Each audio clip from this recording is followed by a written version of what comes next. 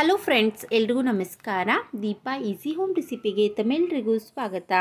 ಇವತ್ತು ನಾನು ಸೊಪ್ಪಿನಿಂದ ಒಂದೊಳ್ಳೆ ರೆಸಿಪಿಯನ್ನು ಮಾಡಿ ತೋರಿಸ್ತಾ ಇದ್ದೀನಿ. ಇದನ್ನು ನೀವು ಬಿಸಿ ಬಿಸಿ ರೊಟ್ಟಿ ಜೊತೆ ಸರ್ವ್ ಮಾಡಿದ್ರಂತೂ ಸೂಪರಾಗಿರುತ್ತೆ. ಬನ್ನಿ ಹಾಗಾದರೆ ಮಾಡೋದು ಹೇಗೆ ಅಂತ ಒಂದ್ಸಲ ನೋಡ್ಕೊಂಬರೋಣ. ಮೊದಲು ನಾವು ಸೊಪ್ಪು ತೊಳೆದಿಟ್ಕೋಬೇಕು. ಹಾಗಾಗಿ ಒಂದು ಬುಟ್ಟಿಯಲ್ಲಿ ನಾನು ದಂಟು ಸೊಪ್ಪನ್ನು ಹಾಕೊತಾ ಇದ್ದೀನಿ. ಈಗ ಇದರಲ್ಲಿ ನೀರು ಹಾಕಿ ಒಂದು 2ರಿಂದ 3 ಸಲ ಚೆನ್ನಾಗಿ ವಾಶ್ ಮಾಡ್ಕೊಳ್ಳೋಣ. ಸೊಪ್ಪನ್ನು ತೊಳೆಯುವಾಗ ನಾನು ಇದರಲ್ಲಿ ಒಂದು ಸ್ವಲ್ಪ ಉಪ್ಪನ್ನು ಸೇರಿಸ್ಕೊತಾ ಇದ್ದೀನಿ.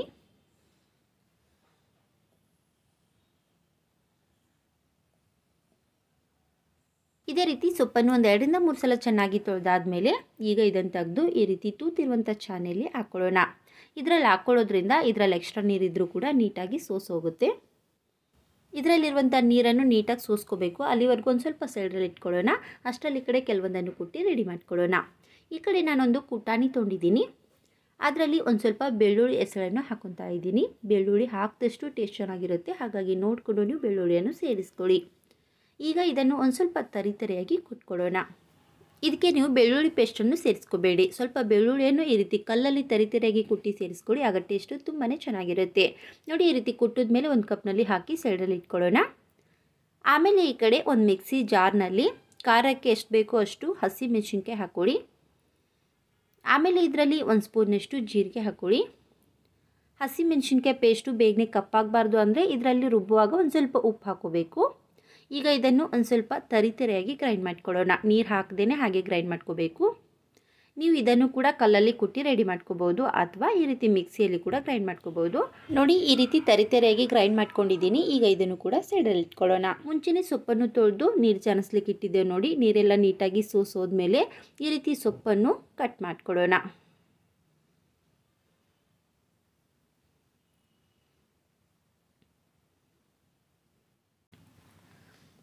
ನಿಮ್ಗೆ ಎಷ್ಟು ಸಾಧ್ಯ ಆಗುತ್ತೆ ನೋಡಿ ಅಷ್ಟು ಚಿಕ್ಕ ಚಿಕ್ಕದಾಗಿಯೇ ಕಟ್ ಮಾಡ್ಕೊಳ್ಳಿ. ನಿಮ್ಗೆ ಎಷ್ಟು ಬೇಕೋ ಅಷ್ಟು ಸೊಪ್ಪನ್ನು ಉಪಯೋಗಿಸ್ಕೋಬೋದು. ನಾನಿಲ್ಲಿ 2 ಕಟ್ ಸೊಪ್ಪನ್ನು ಉಪಯೋಗಿಸ್ತಾ ಇದ್ದೀನಿ. ನೋಡಿ, ತೊಳೆದಿಟ್ಕೊಂಡಿರುವಂಥ ಎಲ್ಲ ಸೊಪ್ಪನ್ನು ಕೂಡ ಈ ರೀತಿ ಕಟ್ ಮಾಡಿ ಒಂದು ಚಾನೆಯಲ್ಲಿ ಹಾಕ್ಕೊಂಡಿದ್ದೀನಿ. ಈಗ ಇದನ್ನು ಬಳಸಿ ಪಲ್ಯ ಮಾಡೋದು ಹೇಗೆ ಅಂತ ನೋಡ್ಕೊಳ್ಳೋಣ. ಈ ಕಡೆ ಗ್ಯಾಸನ್ನು ಆನ್ ಮಾಡಿ ಒಂದು ಪಾತ್ರೆ ಇಟ್ಕೊಂಡಿದ್ದೀನಿ. ಅದರಲ್ಲಿ 3ರಿಂದ 4 ಸ್ಪೂನಷ್ಟು ಎಣ್ಣೆಯನ್ನು ಹಾಕಿ ಬಿಸಿ ಮಾಡ್ಕೊಳ್ಳೋಣ. ಎಣ್ಣೆ ಬಿಸಿ ಆದಮೇಲೆ ಇದರಲ್ಲಿ 1 ಸ್ಪೂನಷ್ಟು ಸಾಸಿವೆ ಹಾಕ್ಕೊಳ್ಳೋಣ. ಸಾಸಿವೆ ಈ ರೀತಿ ಚಟಪಟ ಅಂತ ಸಿಡಿಯುವಾಗ ಇದರಲ್ಲಿ ಸ್ವಲ್ಪ ಕರಿಬೇವಿನ ಎಲೆ, ಕುಟ್ಟಿಟ್ಕೊಂಡಿರುವಂಥ ಬೆಳ್ಳುಳ್ಳಿ ಪೇಸ್ಟನ್ನು ಹಾಕಿ ಒಂದು ಸ್ವಲ್ಪ ಫ್ರೈ ಮಾಡ್ಕೊಳ್ಳೋಣ.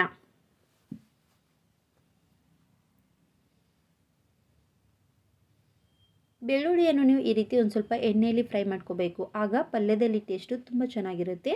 ನೋಡಿ, ಬೆಳ್ಳುಳ್ಳಿ ಈ ರೀತಿ ಸ್ವಲ್ಪ ಕೆಂಪಗಾದಮೇಲೆ ಈಗ ಇದರಲ್ಲಿ ಮುಂಚೆನೇ ಗ್ರೈಂಡ್ ಮಾಡಿ ಇಟ್ಕೊಂಡಿರುವಂಥ ಹಸಿಮೆಣಸಿನ್ಕಾಯಿ ಪೇಸ್ಟನ್ನು ಸೇರಿಸ್ಕೊಳ್ಳೋಣ. ನಿಮ್ಮ ಖಾರಕ್ಕೆ ಎಷ್ಟು ಬೇಕೋ ಅಷ್ಟು ನೋಡಿಕೊಂಡು ಸೇರಿಸ್ಕೊಳ್ಳಿ. ಆಮೇಲೆ ಒಂದು ಸ್ವಲ್ಪ ಕೊತ್ತಂಬರಿ ಸೊಪ್ಪನ್ನು ಕೂಡ ಚೆನ್ನಾಗಿ ತೊಳೆದು ಕಟ್ ಮಾಡಿ ಹಾಕೊತಾ ಇದ್ದೀನಿ. ಈಗ ಎಲ್ಲವನ್ನು ಚೆನ್ನಾಗಿ ಫ್ರೈ ಮಾಡ್ಕೊಳ್ಳೋಣ.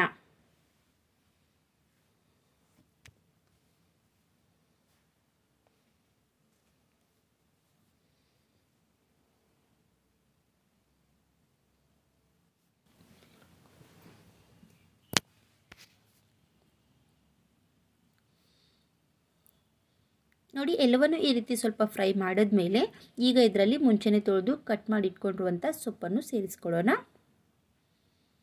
ಮೊದಲು ಒಂದು ಅರ್ಧದಷ್ಟು ಹಾಕ್ಕೊಳ್ಳಿ. ನಂತರ ಇನ್ನೂ ಮಿಕ್ಕಿರೋದನ್ನು ಹಾಕ್ಕೊಳ್ಳೋಣ. ಯಾಕೆಂದರೆ ಕಲಿಸ್ಲಿಕ್ಕೆ ಅನುಕೂಲ ಆಗಲ್ಲ. ಹಾಗಾಗಿ ಒಂದು ಸ್ವಲ್ಪ ಹಾಕಿ ಮಿಕ್ಸ್ ಮಾಡ್ಕೊತಾ ಇದ್ದೀನಿ.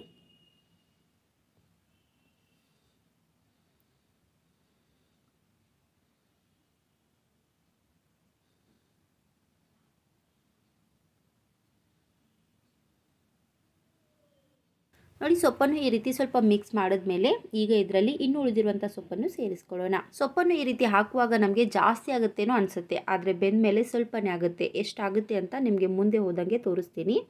ಆಮೇಲೆ ಇದರಲ್ಲಿ ರುಚಿಗೆ ತಕ್ಕಷ್ಟು ಉಪ್ಪನ್ನು ಹಾಕ್ಕೊಳ್ಳಿ. ಮುಂಚೆ ನಾನು ಹಸಿಮೆಣಸಿನ್ಕಾಯಿ ರುಬ್ಬೋ ಟೈಮಲ್ಲೂ ಕೂಡ ಸ್ವಲ್ಪ ಉಪ್ಪು ಸೇರಿಸಿದ್ದೆ. ಹಾಗಾಗಿ ನೋಡಿಕೊಂಡು ಉಪ್ಪನ್ನು ಹಾಕ್ಕೊಂಡಿದ್ದೀನಿ. ಯಾವುದೇ ಸೊಪ್ಪಾಗಿರ್ಬೋದು, ಉಪ್ಪು ಜಾಸ್ತಿ ಹಿಡಿಯೋದಿಲ್ಲ. ಹಾಗಾಗಿ ನೋಡಿಕೊಂಡು ನೀವು ಉಪ್ಪನ್ನು ಸೇರಿಸ್ಕೊಳ್ಳಿ. ಜಾಸ್ತಿ ಹಾಕಿದ್ರೆ ತೆಗಿಯೋಕ್ಕಾಗಲ್ಲ. ಹಾಗಾಗಿ ಸ್ವಲ್ಪ ಸ್ವಲ್ಪ ಹಾಕಿ ಮಿಕ್ಸ್ ಮಾಡಿ ಟೇಸ್ಟ್ ಮಾಡಿ. ಬೇಕಂದರೆ ಇನ್ನೂ ಸ್ವಲ್ಪ ಸೇರಿಸಿ ಕೂಡ ನೀವು ಮಿಕ್ಸ್ ಮಾಡ್ಕೋಬೋದು. ಈಗ ಇದನ್ನು ಒಂದು ಸ್ವಲ್ಪ ಸಾಫ್ಟ್ ಆಗೋವರೆಗೂ ಚೆನ್ನಾಗಿ ಮಿಕ್ಸ್ ಮಾಡ್ಕೋಬೇಕು. ಗ್ಯಾಸನ್ನು ನೀವು ಹೈ ಫ್ಲೇಮಲ್ಲೇ ಇಟ್ಕೋಬೋದು. ನೋಡಿ, ಈ ರೀತಿ ಸ್ವಲ್ಪ ಸಾಫ್ಟ್ ಆದಮೇಲೆ ಈಗ ಮೇಲ್ಮುಚ್ಚಿ ಒಂದು 5 ನಿಮಿಷ ಬೇಯಿಸ್ಕೊಳ್ಳೋಣ. ನೋಡಿ ಒಂದು 5 ನಿಮಿಷ ಆದಮೇಲೆ ಇದರಲ್ಲಿ ನಾನು ನೀರು ಕೂಡ ಸೇರಿಸಿಲ್ಲ, ಅಂದ್ರೂ ಕೂಡ ಸೊಪ್ಪು ಚೆನ್ನಾಗಿ ಬೆಂದು ಸೈಡಲ್ಲೆಲ್ಲ ನೀರು ಬಿಟ್ಕೊಂಡಿದೆ. ಈಗ ಮತ್ತೊಮ್ಮೆ ಚೆನ್ನಾಗಿ ಮಿಕ್ಸ್ ಮಾಡ್ಕೊಳ್ಳೋಣ.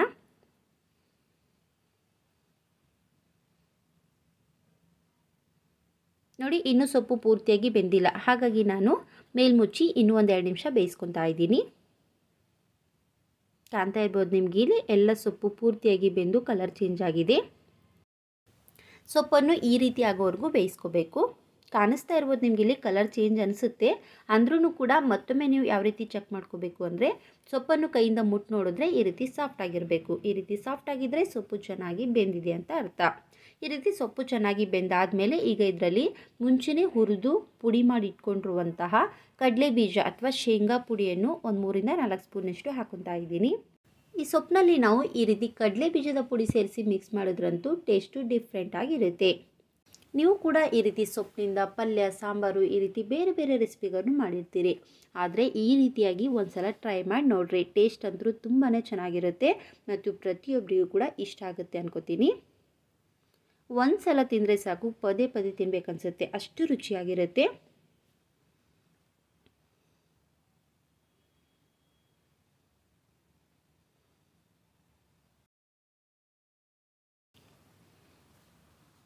ನೋಡಿ ಎಲ್ಲವನ್ನು ಈ ರೀತಿ ಚೆನ್ನಾಗಿ ಮಿಕ್ಸ್ ಮಾಡಿದ್ಮೇಲೆ ಗ್ಯಾಸ್ ಫ್ಲೇಮನ್ನು ಆಫ್ ಮಾಡಿ ಸರ್ವ್ ಮಾಡ್ಕೊಳ್ಳೋಣ.